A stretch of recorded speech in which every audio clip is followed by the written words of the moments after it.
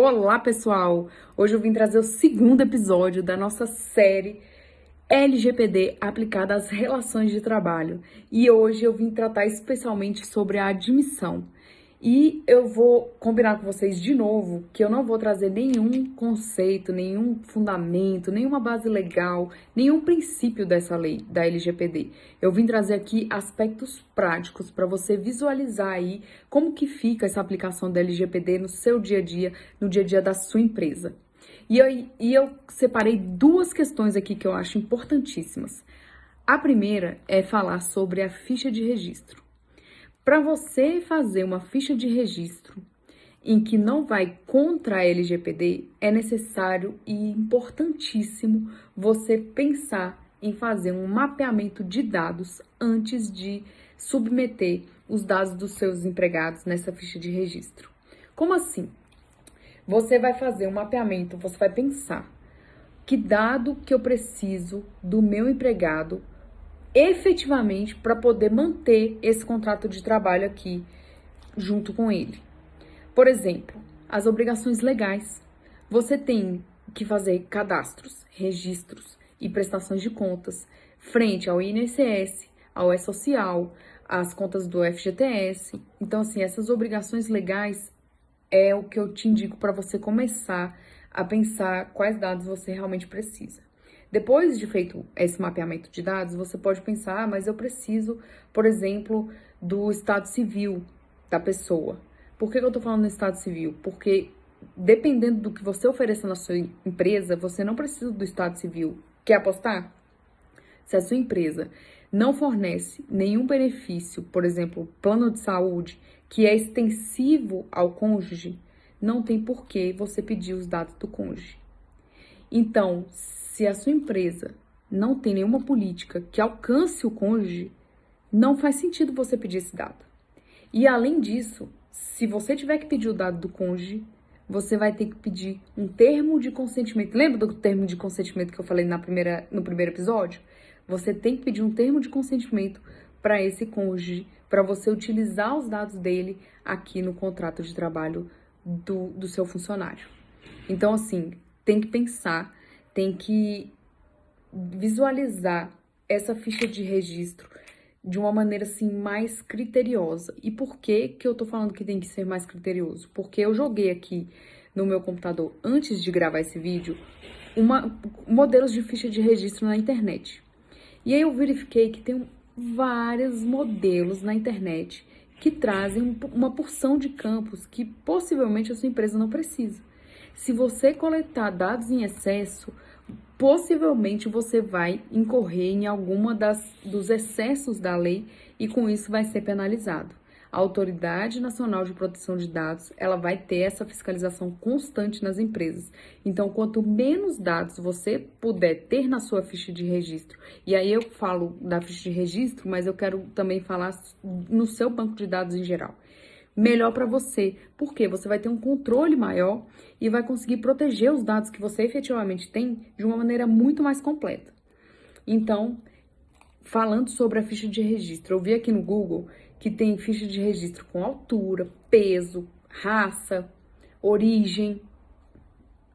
Se você não tiver um cargo que necessita dessas informações, não tem por que você manter essas informações na ficha de registro.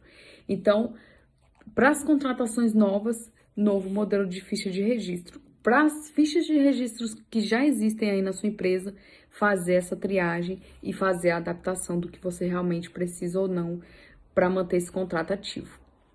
Passando para o contrato de trabalho, que é a segunda hipótese que eu quero trazer para vocês, é importante que você visualize o seguinte: se for um contrato de trabalho novo, de empregado que está sendo admitido agora, você tem que colocar as cláusulas de consentimento, lembra da primeira aula?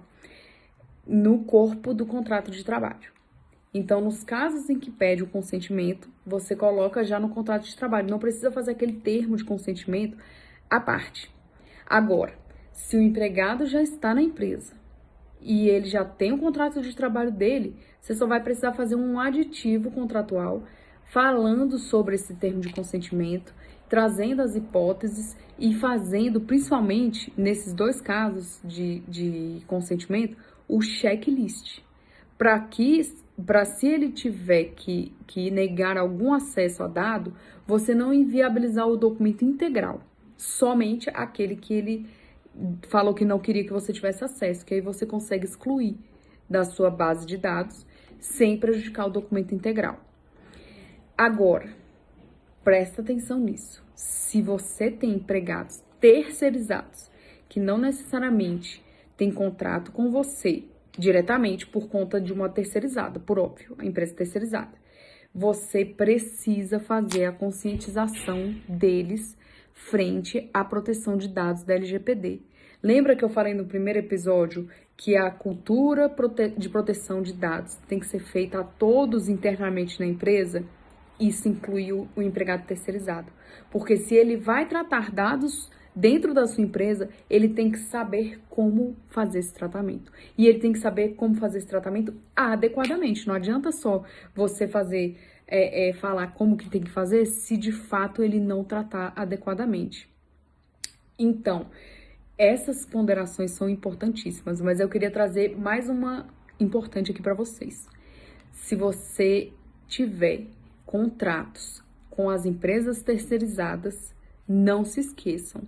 Esses contratos têm que prever cláusula de adequação à LGPD. Por quê? A empresa, aí eu volto, igual eu falei no episódio 1, se a empresa terceirizada não está adequada, mas você tá, e ela tem um vazamento de dados, e esses dados são seus, você responde como se terceirizada fosse. Então, todo cuidado é pouco. E como que você faz para poder fazer com que essa empresa realmente se adeque à LGPD? Peça um relatório de adequação. Então, por meio desse relatório, você consegue comprovar para a Autoridade Nacional de Proteção de Dados que você está buscando uma empresa que se adeque. Então, a sua parte você tem que fazer. Mas você não pode esquecer que as empresas terceirizadas também têm que fazer a parte delas. Então, era isso que eu queria trazer aqui para vocês hoje. Eu espero que eu tenha trazido um pouquinho mais de conhecimento aí acerca da admissão. Qualquer dúvida, me mande no direct ou aqui nos comentários que eu vou ter o maior prazer de responder. E o próximo episódio eu vou tratar sobre as questões pós-contratuais. Ou seja, depois que o empregado tem o seu contrato encerrado dentro da empresa, o tratamento de dados também tem que ocorrer. E é sobre isso que eu vou falar. Então, eu aguardo vocês no próximo vídeo e até lá!